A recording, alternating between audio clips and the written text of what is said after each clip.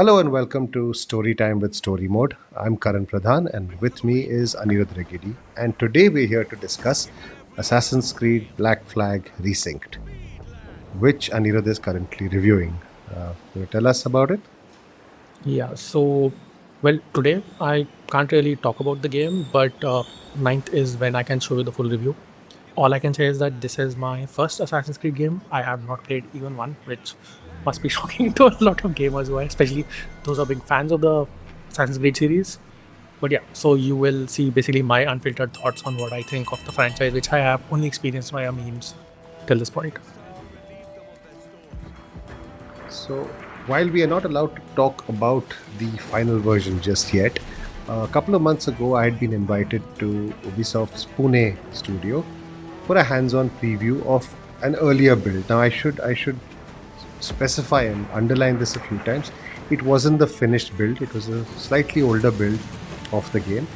The whole process had me check out a handful of levels, a few different game modes, as in modes within a few different gameplay loops, let's put it that way.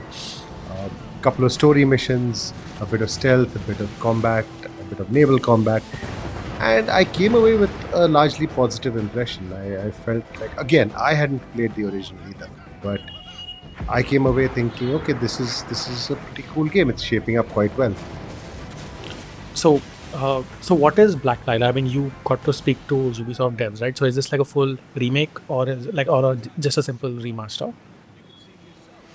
It is a ground up remake. So, one of the things that I noted was that it did not feel at any point like a remaster, which, you can see the clunkiness, but there's a coat of paint. Oh, look at this. There's some high quality textures or something, but it's essentially the same game.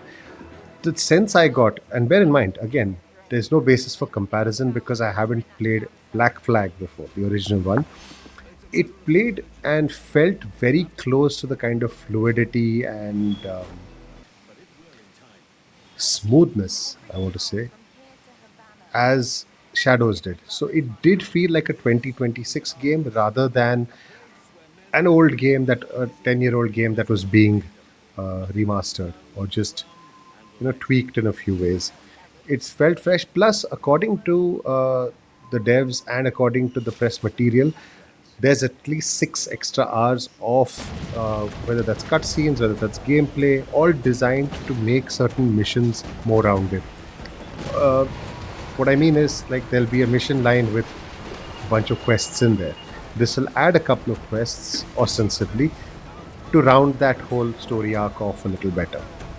Okay, so these are inserted into, like, are these optional missions, or are they like a compulsory part of the main quest, right? I'm not sure. Okay. I'm not sure, but I think it's a mix of both. I think it's a mix of both. Okay. So they're They basically fleshing also, out the story a little bit more. That's what you're saying. I believe so. I think that is what the intention is. Okay.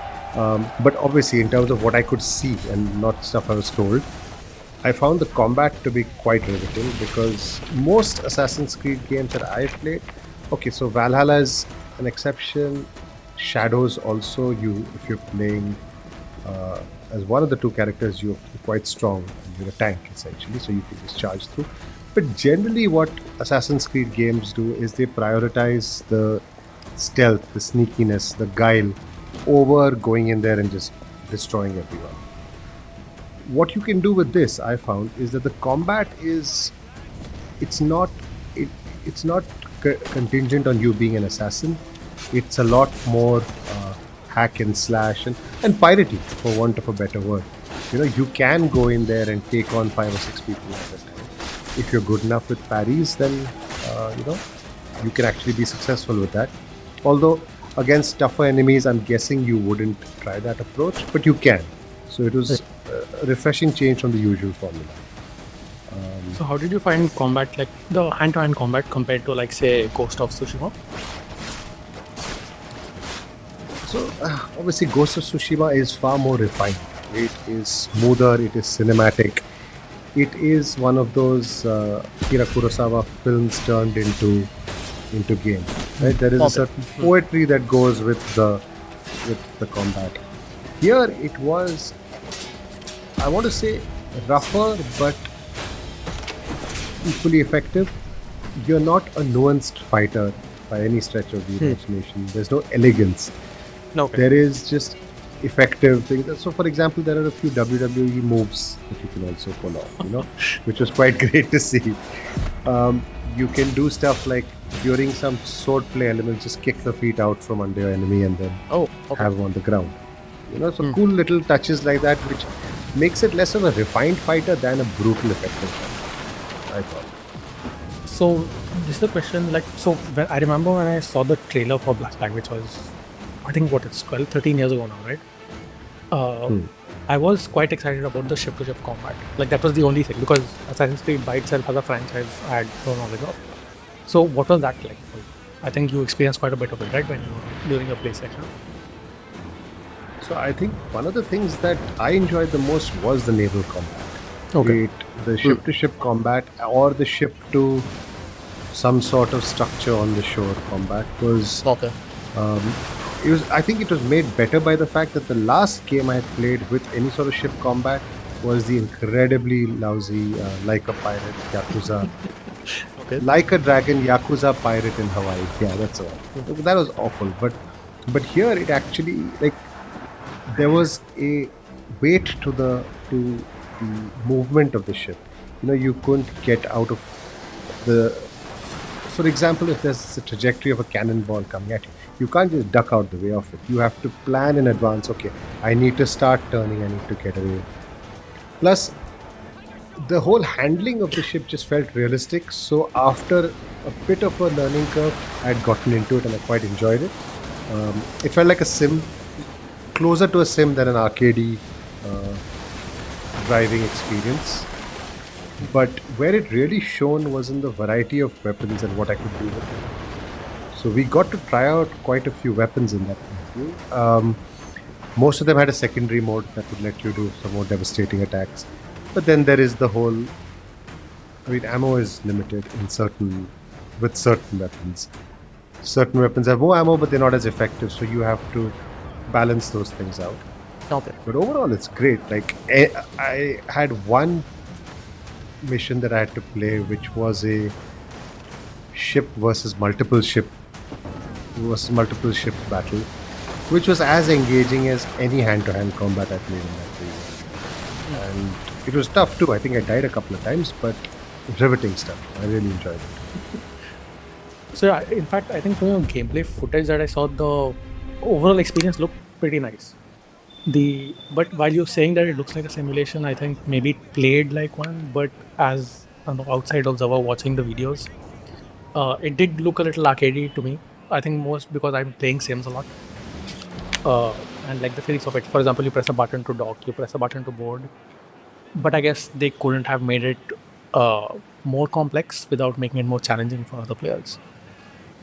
So one sec, the sim part I was talking in terms of navigating the ship, in terms of actually Piloting it essentially. is piloting the word, because I always thought it would I'm be not sure. captaining. Yeah. Captaining. Yeah. So let's say piloting for want of a better Let's word. call it In driving terms of physics. driving physics, cool. So the driving physics felt realistic. They felt closer to what you'd get with a sim driving experience than with an arcadey one. Yeah. So if you had to use the analog of racing games or games where you drive around in a car, I'd say it felt closer to a Gran Turismo than a Burnout. Okay. If that makes sense. Yeah. Right? No, that does. But the whole press a button to dock, press a button to board, that part is outside of this assessment. But I was actually a fan of that because honestly, can you imagine having to do that repeatedly by yourself? Constantly having to back into the thing. Oops, you've hit the coast. You need to go back out. So it's just it's a quality of life thing that just makes the whole experience snappier. Lets you get into the entertaining part quicker. Yes. That's it. I think overall, I think you would say that you were entertained with the demo, right? I was very entertained, and I think the biggest thing I can say about that is that it actually made me quite enthusiastic and keen about what the full game would look like. Because while they didn't really let me, or let anyone for that matter, play too many story missions, the few I got did whet my appetite to know more about what's going on and why this whole thing exists. Because I don't know if you've actually. I'll let you experience all of that for yourself. I won't Yeah. tell you anything about it. No, like, so that's the thing. Like, what I remember seeing of the gameplay footage that Ubisoft shared with us, which is, I think, of your play session, right? Yes. Or was it other sessions next year? It was just yours. No, that was just mine. So all of the Oh. incompetence you see is purely mine. No, so I was pretty impressed with how the game looked, and combat was the only doubt I had, like in terms of handling, because I'm not the one with the controller in my hand, so I couldn't really feel the physics of the movement. And I think the analogy that you gave, which is GT7 versus Burnout, that makes sense, and that is what I was a little bit concerned about. I think in terms of looks, which I haven't really touched upon, it looks great. The one thing I thought was that the water in certain parts didn't look like a 2026 game's water should. It's one of these weird quirks I have. I like water in games. But apart from that, if you look at the textures, if you look at the skin, you can see the pores on the face of all the characters and things like that. Yeah. It's a pretty hardcore graphical exercise. And bear in mind, I don't know if you've noticed, but Ubisoft games generally, like especially the big franchises, right? So whether it's your Far Cry's, whether it's your Assassin's Creed's, they tend to have very good graphics, but never great graphics. It's always very good, never great. Go Okay. back and see, yeah. They're very colorful, Even actually. even Shadows, for that matter, was very good and very responsive. It was technically brilliant because these gigantic worlds would load up in no time on the PS5. But it never looked as exceptional as, say, Ghost of Yoti or Ghost of Tsushima did. You know? Yeah. This is one game, Black Flag Resynced, at least in the version I saw, and I don't think they've downgraded it for the final version. I don't know. We'll find out. But that was one game that had the potential to look great and not just very good. Okay. So that's something I'll be keeping a keen eye on when when the game launches. So just to confirm, you played this on a PS5, right? Or was it a PC? It was a pretty banging PC. Okay. They had the company that provided it, the name slips my mind, but they had provided some pretty high-end PCs, and we had the option to use an Xbox controller or a PS5 controller. So no prizes for guessing which one most people picked. Yes. But yeah, it was on PC. It was on PC. Yeah. I did try and sneak a peek at the settings, but I didn't get too much of a chance. So No, that's fine because you were playing an early build. We don't know what tweaks they are going to implement by the time they're going to launch the game. correct. Yeah. Yeah. Cool. That's all we've got time for. So keep your eyes peeled for July 9th.